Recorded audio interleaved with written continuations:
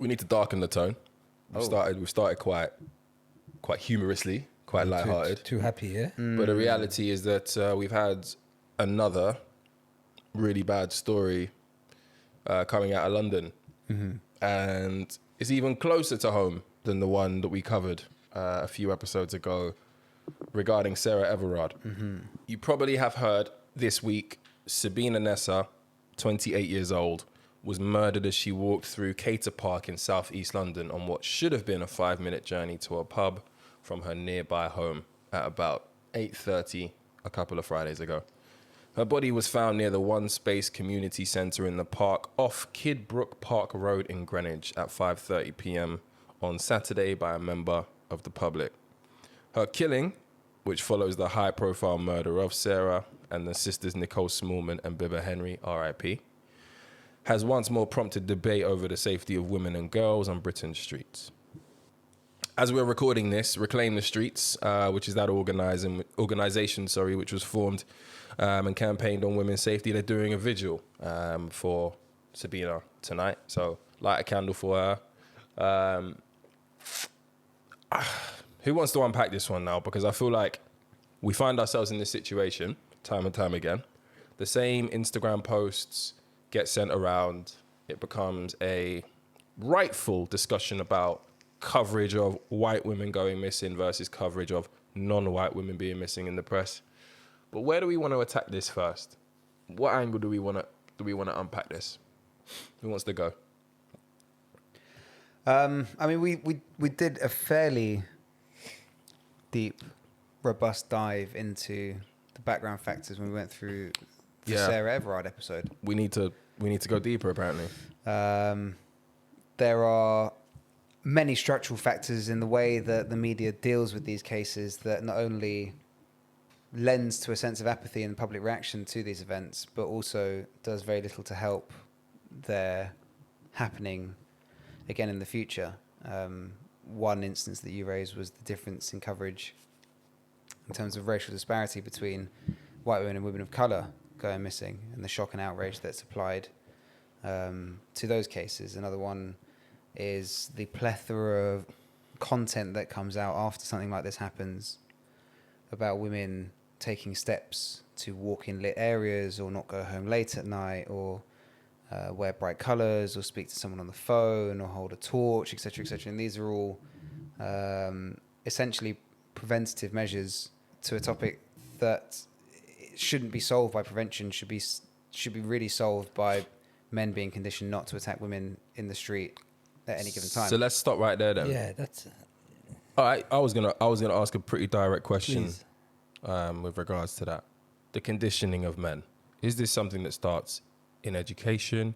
Is this something that starts at a much higher level with regards to the way that countries set up frameworks for gender equality? What is it in the makeup of us as humans, who apparently at this point are just lacking compassion? What is it that needs to be reversed specifically? And how do we address that? I can't take that on because, like, I was even going to challenge the assumption that you've run with. Go on. Like, challenge it. I saw a bit of coverage on this. I saw an advocate, like I think it was a women's right advocate on Channel 4 talking about essentially the same kind of talking point that Johnny's talked on about prevention versus using the preventative methods that the council issued, whatever it was, 1,500 rape alarms and this and that, and they were saying that those preventative measures aren't good enough, right? Fine, but I don't understand, and I agree potentially that those preventative methodology or whatever is not good enough, but what's this conditioning of men abusing women that we're talking about? I haven't got my head around that. Like, what is that? I think the point is that this belief that is rife amongst a lot, I won't say the majority, a lot of male circles, that women are property and therefore must submit to the whims and the wills of males. Otherwise, their life is at risk. Who thinks like that?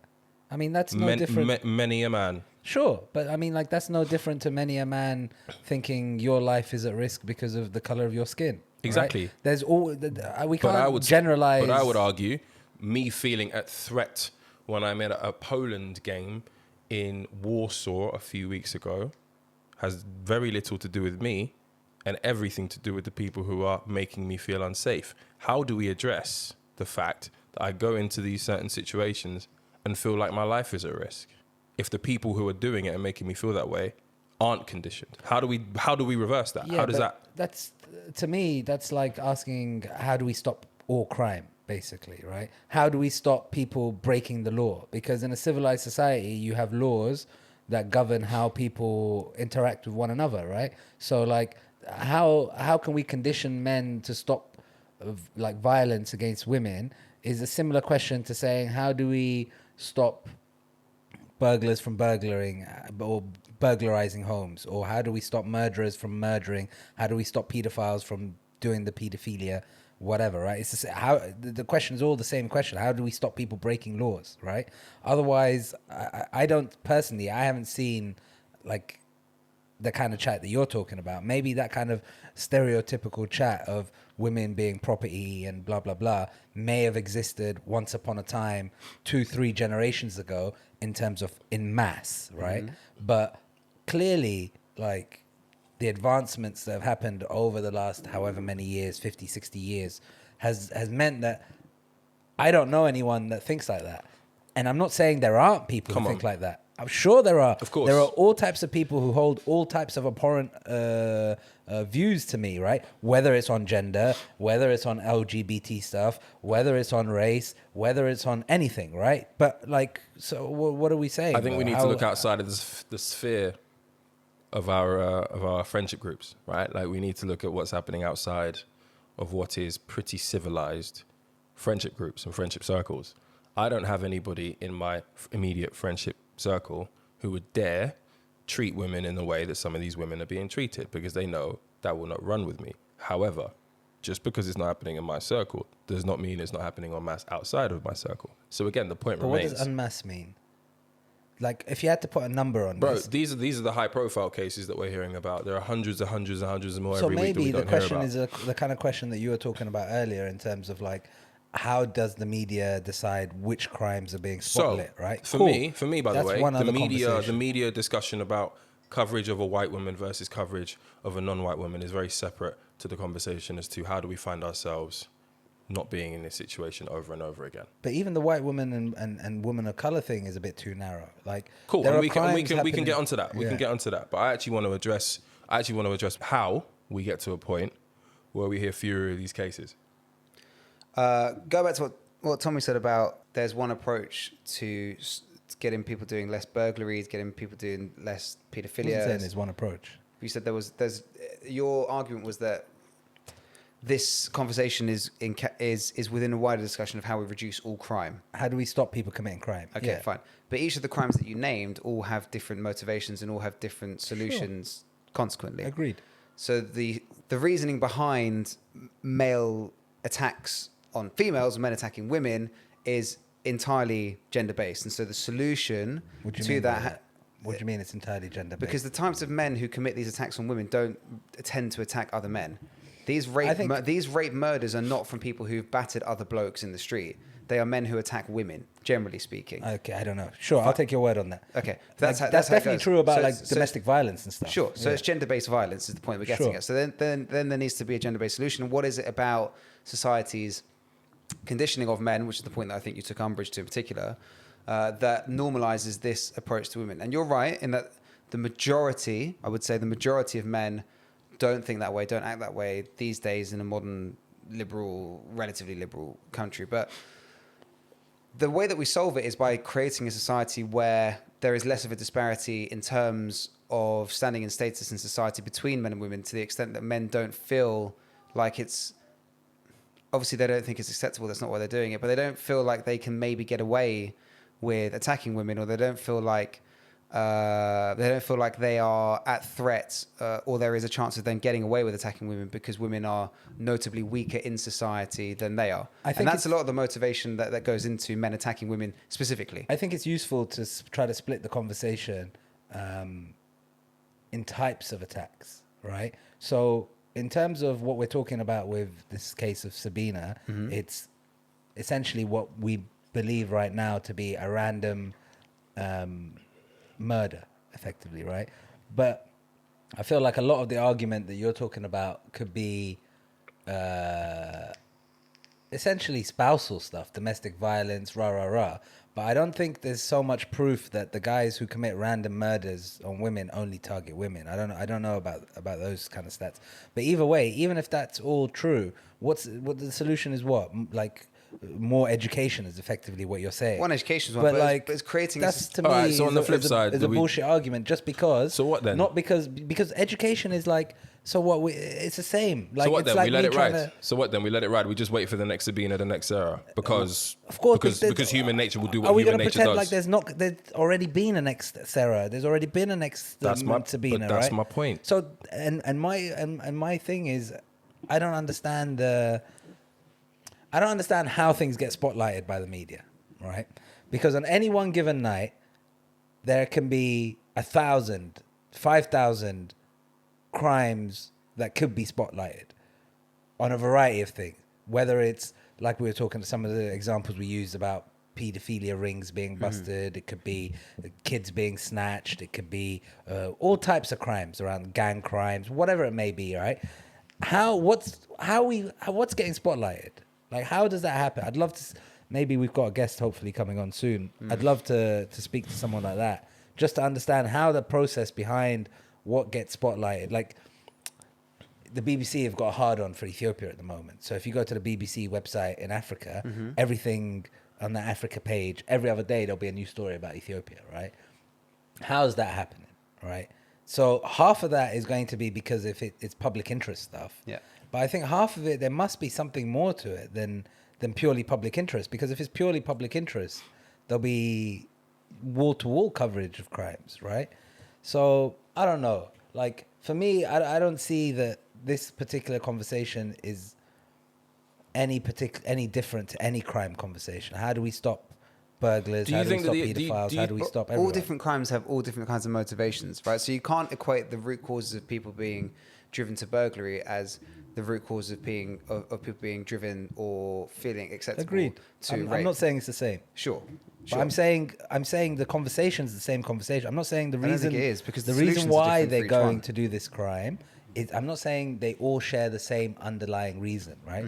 That's not what I'm saying, because clearly there'll be some that are going to be motivated by some crimes motivated by some kind of mental We don't murder women instability, for money, but you and do it some that's that what are you do burglary poverty for, based, right? and some that are whatever, right? So we Right. get that there are different motivations. Completely agreed with that, right? But the question of how do we stop, let's say, this kind of gender-based violence versus how do we stop any other kind of crime is all the similar conversation of how do we stop crime. It's not, there's not. No, I don't think how do we stop crime is the same question as how do we stop specific crimes. I'm sorry, I disagree. Because this is ultimately a discussion of why do these men, and there must be quite a lot of them, because if you ask, was that stat that came out, 97% of women said Yeah. that they felt that they'd been assaulted or abused in some context, right? So it's clearly Say that again. 97% of women. That's the main headline stat that came out of the Sarah Everard case. 97% of women feel like they've been abused sexually in their sexually lifetime. or otherwise in their life. But there's also hundreds and hundreds of anecdotal stories. If you ask any of your girl mates, have they ever had a bloke try and follow them home? Have they ever had a bloke stare at them funny at a bus stop? Have they ever felt like they've been sexually assaulted or had an unfortunate experience with a bloke romantically or otherwise? Even in the process of courting, like the fucking feeling of being accosted for your phone number, basically. Like, Right, it's but all just micro stuff The as well as point the that I'm big getting stuff. at is that this is a specific crime and it has specific motivations, and because it has specific motivations, it needs specific solutions, and those solutions are creating a society where there's a more egalitarian approach to the relationship between men and women. At the moment, society isn't geared for women and men to be totally equal. There isn't equal pay. There isn't equal job opportunities. Yep. There isn't equal access to opportunity in various guises outside of employment. And all of these legacy attitudes to women, and you're right, and that the majority of the overt stuff in terms of women on my property, and this was my wife, so she stays at I home. can't rape my wife and all that kind of chat. That's all Obviously, dead. that explicit stuff is outdated, Yeah. but there are still residual Outdated here in London, maybe. Sure, In sure, our sure. Yeah, bubble. but we can't be Taking place in talking London. about a Yes. global So conversation. we're This but is a we're UK I talking. mean, conversation. why can't we talk about it as a global conversation? Because Well, 'cause we're come addressing on, this bruv. one first. Because there's going to be so many different factors in why women are less equally treated in Yeah, and it's- Romania it's also versus not our- London yeah, I mean, versus it's not really our Indonesia role. versus India. We can't. It's not. It's Sure, not and I hear the gonna be point. a I conversation. see what you're getting at, Rich. But what's I the see- conclusion of all of those conversations, no matter where you speak? And I see what you're getting at, but we're not going to have that influence on other All right, let's jurisdictions. keep We it live in focused. London. Let's keep it We live in focused. London. We're discussing All right, a let's case keep in it London, focused. right? Fine. But although the explicit and more aggressive and overt versions, and this goes back to a conversation that we've had plenty of times about race, right? People don't go around with no blacks, no dogs, no Irish signs on doors anymore. People are less likely to come up to you guys and call you the N-word in the street. There are pervasive and legacy forms of racism that still persist. People seem to be able to rationalize that argument, yet blokes aren't really able to rationalize that the same legacies of a sexist structure of society exist. And it's dealing with those issues in the same way that we frame discussions about racism. It's dealing with those legacy issues in sexism that are important to stopping this kind of abuse. I just don't see a link between those two things, right? In the sense that like, all those Not necessarily a link. I never made a link. I'm Of just course saying you that. did. I Like, didn't. because the argument you're progressing is basically if things were People more can equal. rationalize one thing. No, but the rationalize argument another thing. that's being progressed here is that if things in the society were more equal, Yeah. then there'll be less violence against women. I think so, yeah. Yeah. I don't think so. Okay. Because like there are always going to be these fucked up guys. Like the majority of crimes are committed by guys. I think people So can they live will- with the anomalous cases, bro. I think people can live with the anomalous But cases. then you it get- just so you becomes get an fewer argument than of there are what's now. anomalous. Huh? You would get fewer than there are now. Is the point. Much fewer. Yeah, in an egalitarian society, you're right that there's always going to be a few. Sure, you are. Yeah. There's always going to be a few. There's always but going to be we'll a few get fewer than there are now. burglaries, but if everybody's got a ring on their door, you know what I mean? Yeah. You feel me? Nah, I don't feel you at all. Okay. Because that's the opposite argument. Because that's the argument of prevention that they're arguing that Johnny's arguing against, right?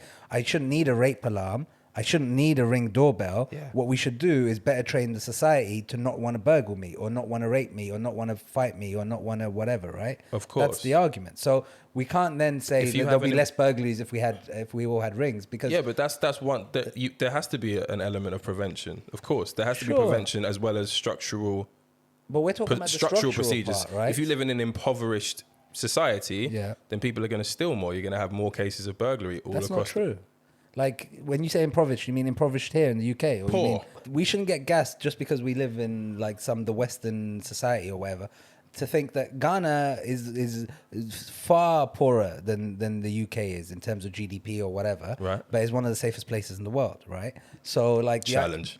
but all right, because of the No, nothing to do. Nothing to Ghana do with that. beef. But Safest in the world. I'm not sure about that. regardless, the point I'm making is just because you have a higher GDP in a given country doesn't mean there's less crime. That's not true. There's always going to be an element for prevention because there has to be prevention. In order for me to prevent someone from coming into my house while I'm out, I lock the door. But ultimately, there needs to be structural things in place, a pronounced view on progressive equality between the genders, which perpetuates behavior over time that sees people as equals. That's all I'm getting at. And I don't know how that can be argued.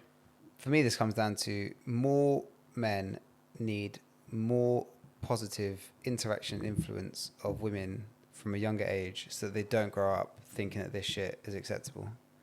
And Tommy is right. There are always going to be weirdos and wroggans. And there's always going to be And people the who majority do of this kind crimes shit, are which is committed by men. which will also be wrong, and they're almost all We done don't know by what's men. happened with Sabina yet. It could have been a weirdo. It could have been a random one. The picture's been released of a bloke. Some they're looking 38-year-old for. bro. But he got arrested at the start, right? And then he This got morning, released. I think. But there's another guy's got Okay. some meaty hairline. I think he was carrying a bloody bandage or something. Anyway, Again, it's like I was watching that guy who got remember that guy, I can't remember the case, but like 10, 15 years ago, there was a similar case, and there was that her teacher or some shit, Right. that apparently he looked like a weirdo Right. basically, and then the media were like, yeah, it's definitely him, and then he was on the front page of like all the newspapers for 2 weeks or whatever. And then ended up winning that huge court case because obviously it wasn't him. oh, was that But he the looked like a was that the Robin, Soham basically. girls before they found Ian Huntley? I They think were so. It they were could have looking been. for they were looking It for a could have geezer at the been, time. yeah. The That's son old ruined his Huntley. life. That's old. Yeah. So I saw there was a documentary on that recently. and Yeah, it yeah, just I saw triggered- that still. Yeah, it triggered Yeah. my memory when you said that. Yeah. Anyway, back to the point. For me, I disagree with you Tommy, I don't think this isn't a crime that is discussed within the context of other crimes, and because it has a specific cause, it needs to have a specific solution.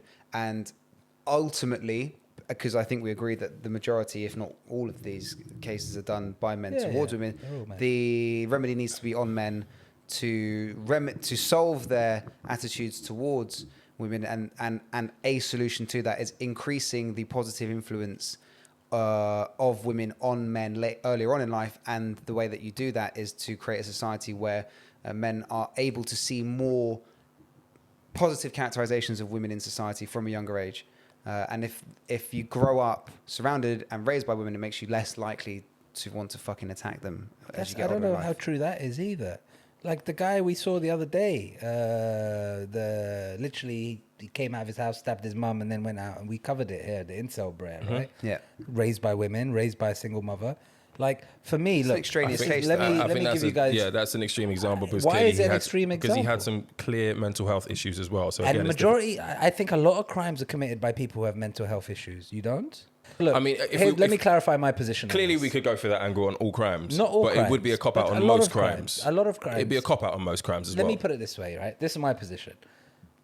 To what Johnny said, everyone can agree that different crimes have different motivations. That's not something I'm arguing. Mm-hmm. Nor am I arguing that equality is not important, or we can't do more in the UK to promote equality, whether it's on pay, whether it's on how women are perceived, how women are portrayed in the media, on TV, whatever, right? I agree on all of that. Where I'm disagreeing is saying that might have it may make some changes, right?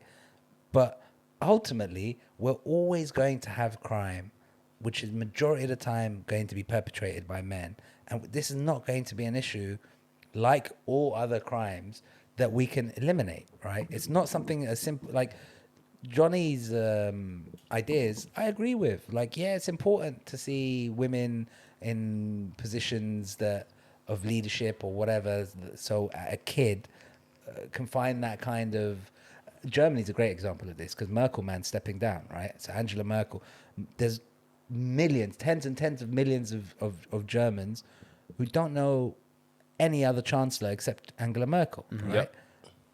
But of course, there's still going to be crimes against women in Germany. That's a link that I think that's an unfair link. But anyway, that's an unfair link? That's an unfair link because again, that's one example of somebody who has hit the pinnacle. No, who but happens forget to her. be a female. I can give you an that's example. not I can give that's you multiple not the rule. examples. That's not the rule. The point I'm that's trying to an make exception. is you can Google now which countries are the most equal in the world, right? Yeah. I'd be interested to see if there is a direct correlation between this gender-based violence, basically, Sweden, and where I basically lived for 3 years. Basically, yeah, Sweden, where I basically lived for 3 years. Scandinavia. I'd urge you to look at the stats over there, but we can look into that another time. Good conversation. Rest in peace to Sabina Nessa. I hope justice is served. Obviously, there's news that somebody has been arrested and charged. Apparently, he's got a meaty hairline, as Johnny said. Hopefully, the judge isn't extra hard on him for that, but I think it's probably worth it. Facts. Yeah, we'll be back on an update once we get the update on that. Rest in peace to Bibba, Amen. Nicole, Amen. Blessing, Sarah, Amen. all of you.